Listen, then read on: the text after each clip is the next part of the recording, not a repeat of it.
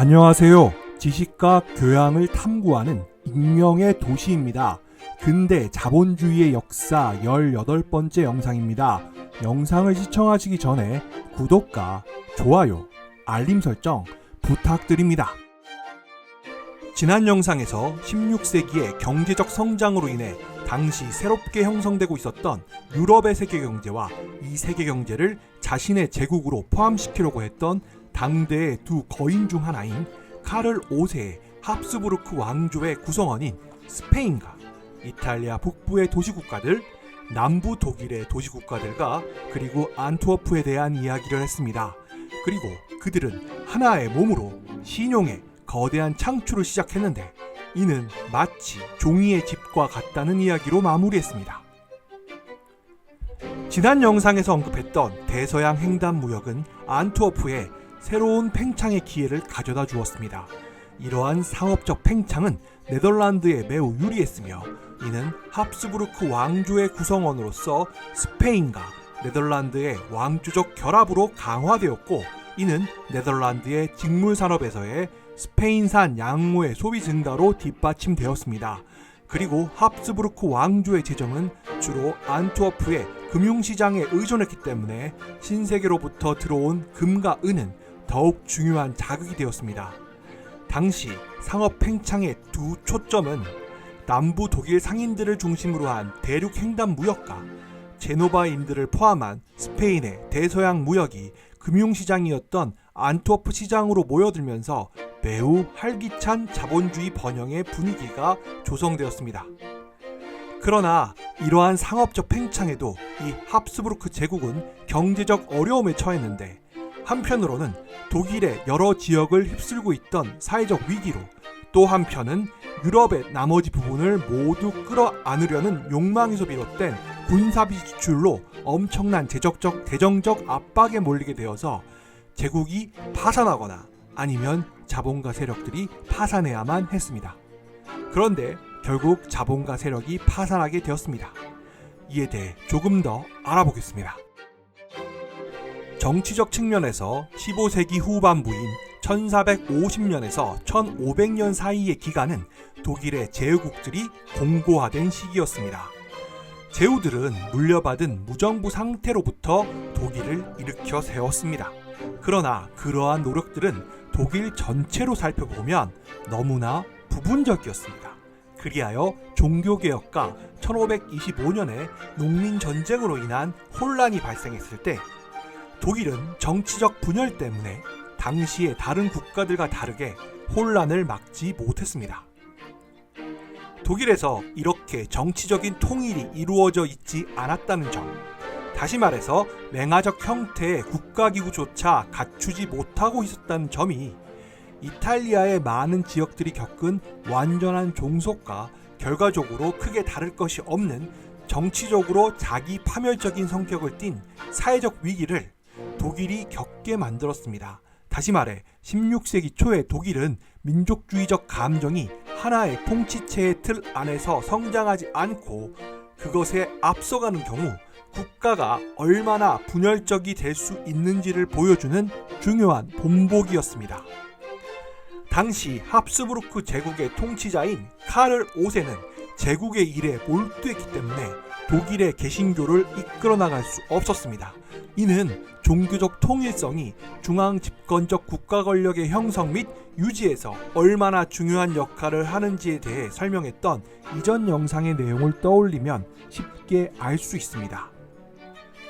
독일의 정치가들은 어떤 정치적 타협이 이루어졌을 때 이를 확증할 어떠한 국가도 존재하지 않았기 때문에 국익의 틀 안에서 농민들의 요구를 고려할 수 없었습니다. 따라서 사람들은 자신들의 목적을 달성할 수 있는 정치적 대상을 찾아야 하는데 그 대상은 당시 독일에서는 제후국들이었고 제후국들의 규모는 너무 작아서 경제적으로는 별 의미가 없었고 따라서 다시 외부의 후원자들에게 눈을 돌리게 되었는데 이로 인해 독일은 파멸을 맞게 된 것입니다. 결과적으로 이러한 혼란은 1555년 아우크스부르크 조약이 체결될 때까지 매우 극심한 형태로 계속되었으며 심지어 이 조약 이후에도 혼란은 종료되지 않았습니다. 17세기 초에 독일은 30년 전쟁의 전쟁터가 되었고 인구상으로나 경제적으로나 심각한 퇴보를 맞게 됩니다. 그러나 합스부르크 제국의 통치자였던 카를 5세의 입장에서 보면 독일의 혼란은 하나의 문제에 불과했으며 최대의 문제는 아니었습니다. 그리고 이 혼란만으로 제국의 붕괴를 다 설명할 수 없었습니다. 그렇다면 왜 제국이 분열되었을까요? 마치 종이의 집처럼 한쪽이 무너지자 차례로 무너져 결국 제국은 스페인과 스페인령 아메리카로 축소되었을까요? 그리고 16세기 초에 경제적 우위에도 불구하고 이 축소된 제국은 유럽 세계 경제에서의 반주변부의 일부가 되었을까요? 이에 대해 학자들의 의견을 소개하자면, 첫째, 스페인령 아메리카의 경제적 중요성이 증가하고 이 지역이 합스부르크 제국의 그리고 사실상 전 유럽의 경제생활에서 중심적 역할을 맡게 된 것이 카를 5세의 국가들의 분할의 원인이라는 것. 둘째, 카를 5세의 유럽 제국 정책은 스페인에, 특히 카스티아 지방에 지나치게 많은 비용을 부담시켰다는 것. 셋째, 축소된 제국조차도 당시의 엄청난 가격 상승 아래서 건전한 재정을 유지할 능력이라는 관점에서 볼 때 결국 너무 넓은 것이었다는 점. 이러한 의견들을 정리하면, 즉 수입원으로서 정치적 말단 지역들의 가치보다 인플레이션이 더 크게 일어나는 시기, 어쩌면 특히 자본주의의 초기 단계에서 그러한 말단 지역은 제국에 대해 재정적인 부담을 준다는 것입니다. 그렇다면 스페인 제국의 근본적인 약점은 무엇이었을까요? 그것은 과세의 기반이 제국의 규모에 비해 작았다는 것입니다. 한마디로 말해 스페인 제국의 재정적 기반은 아메리카 대륙에서 흘러들어온 카스티아의 금과 은이었으며 그 밖의 지역은 제국의 재정에 기여를 하지 못했습니다. 문제는 카스티아인들이 이웃 집단인 카탈루냐인들조차도 스페인 아메리칸 무역에서 의도적으로 배제했다는 것입니다. 만약 카탈루냐인들이 카스티아인들과 함께 하나의 국가 안에 통합되어 있었다면, 그리고 카를 5세의 제국적 야망으로 야기된 제국 내 다른 지역들과 불가피한 이해 관계의 갈등이 없었다면 스페인은 유럽 세계 경제에서 중심부의 국가가 될 기회를 잡았을 수도 있습니다. 1556년 카를 5세의 퇴위 이후 제국은 분열되었습니다. 제국은 그의 아들인 스페인의 펠리페 2세가 네덜란드를 물려받았으나 중앙 유럽의 영토들은 별개의 영역이 되었습니다.